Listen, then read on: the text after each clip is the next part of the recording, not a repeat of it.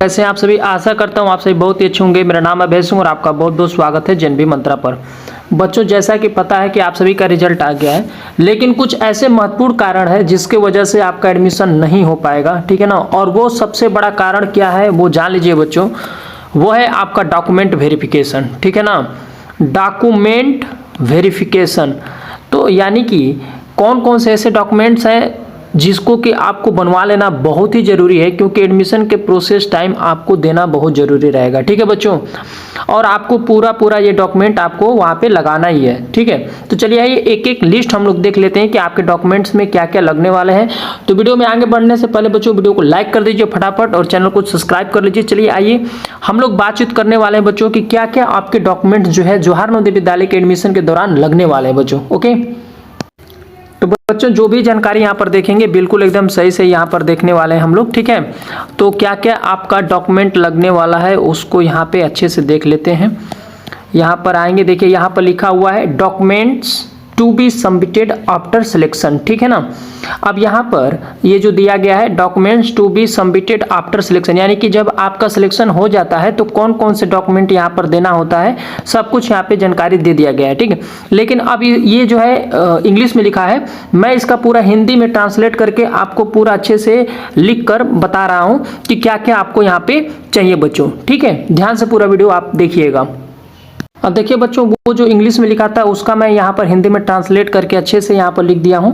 देखिए यहाँ पर लिखा गया है, चयन के बाद प्रस्तुत किए जाने वाले दस्तावेज। जिन अभ्यर्थियों का प्रवेश के लिए अस्थायी रूप से चयन किया जाता है उनके माता पिता को प्रवेश के समय निम्नलिखित दस्तावेज सत्यापन के लिए प्रस्तुत करने होंगे। अब वो कौन कौन से दस्तावेज हैं अच्छे से यहाँ पर समझ लीजिएगा। सबसे पहला तो आपका जन्म तिथि का प्रमाण, ठीक है ना। संबंधित सक्षम सरकारी प्राधिकरण द्वारा जारी जन्म प्रमाण पत्र की प्रति, ठीक है। इसके बाद यहाँ पर यदि मान लीजिए आप ग्रामीण कोटा के तहत प्रवेश ले रहे हैं तो यहाँ पर उसके लिए बताया गया है अभ्यर्थी के माता पिता को सक्षम प्राधिकारी से जारी यह प्रमाण पत्र प्रस्तुत करना होगा कि बच्चे ने कक्षा 3, 4 और 5 किसी ग्रामीण क्षेत्र में स्थित संस्थान या फिर विद्यालय में पढ़ाई की है, ठीक है। इसके बाद आपको निवास प्रमाण पत्र चाहिए, अभ्यर्थी का आधार कार्ड चाहिए। इसके बाद यहाँ पर बच्चों विद्यालय प्रधानाध्यापक का प्रमाण पत्र जिसमें 3, 4 और 5 की पढ़ाई का पूरा जो है विवरण दिया हो। जैसा कि पता है ना कि कक्षा 3 और इसके बाद 4 और 5 ये तीनों जो है एक ही स्कूल से पढ़ा होना चाहिए, ठीक है ना। यहाँ पर जैसे कि मेंशन किया गया है, ठीक है बच्चों। इसके बाद चिकित्सीय स्वास्थ्य प्रमाण पत्र, ठीक है, मेडिकल सर्टिफिकेट जिसको बोलते हैं, ये आपको पूरा बनवाना है सभी बच्चों के लिए, ठीक है। इसके बाद स्थानांतरण माइग्रेशन के लिए सहमति पत्र, ठीक है। इसके बाद विकलांगता प्रमाण पत्र यदि लागू हो, यानी कि यहाँ पर बोला है कि पीएच कैटेगरी से यदि आप बिलोंग कर रहे हैं, यानी कि फॉर्म में यदि मान लीजिए आप डाले होंगे फॉर्म में पीएच कैटेगरी, तो उसके लिए यहाँ पे बताया गया है यदि लागू हो तब, यानी कि ये सभी के लिए नहीं बनवाना है, जो पीएच कैटेगरी में फॉर्म अप्लाई किए होंगे उन बच्चों के लिए, ठीक है ना। इसके बाद यदि मान लीजिए आपका ये जो श्रेणी या फिर समुदाय प्रमाण पत्र होता है वो यहाँ पे लागू होगा तो आपको बनवाना होगा। जैसे मेरा साफ साफ कहने का मतलब ये बच्चों कि जैसे बोलते हैं हम ना आपका आय जाति निवास, ठीक है ना, आय जाति निवास ये बनवाना है, ठीक है ना बच्चों, याद रखिएगा आय जाति निवास ये आपको बनवा लेना है। तो ये सारी चीजें आपको अच्छे से बनवा लेना है। और बच्चों टीसी, ठीक है, ध्यान दीजिएगा, टीसी बोलते हैं ना, टीसी ट्रांसफर सर्टिफिकेट जिसको बोलते हैं, स्थानांतरण प्रमाण पत्र जिसको बोलते हैं, ये भी चाहिए। तो कुल मिला जुला के आपको मैं बता दूं आय जाति निवास, ठीक है ना, ध्यान से समझिएगा।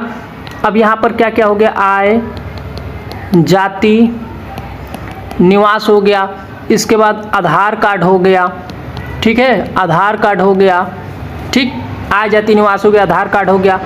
अब कक्षा 3, 4, 5 की आपका मार्कशीट हो गई, यानी अंक तालिका हो गया बच्चों, अंक तालिका ध्यान समझिएगा, ठीक है ना। इसके बाद अपना फोटो ले लीजिएगा, पासपोर्ट साइज फोटो कम से कम 8-10 रहेगा तो सही रहेगा, ठीक है ना। इतना सारा डॉक्यूमेंट मोटा मोटी हमने आपको बता दिया। हालांकि ये जो पेज है ना, इसका आप स्क्रीनशॉट ले लीजिएगा, ठीक है, क्योंकि ये जो है जवाहर नवोदय विद्यालय के ऑफिशियल वेबसाइट से जो पीडीएफ है उसी से मैं यहाँ पर हिंदी में ट्रांसलेट करके बताया हूँ। चलिए एक बार उस पेज को भी मैं दिखा दे रहा हूँ, जिसको आप स्क्रीनशॉट लेकर रख लीजिए, ताकि वो आपको एक भी डॉक्यूमेंट बनवाने में दिक्कत नहीं होगा बच्चों, ठीक है।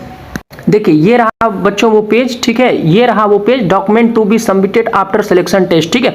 अब यहाँ पर देखिए proof for date of birth, ये सारी चीजें यहाँ पर देखिए सब कुछ दिया गया है अच्छे से। एक एक डॉक्यूमेंट यहाँ पर 10-11 डॉक्यूमेंट्स अच्छे से यहाँ पर पॉइंट वाइज दे दिया गया है। आप देख रहे हैं ना ये सब कुछ।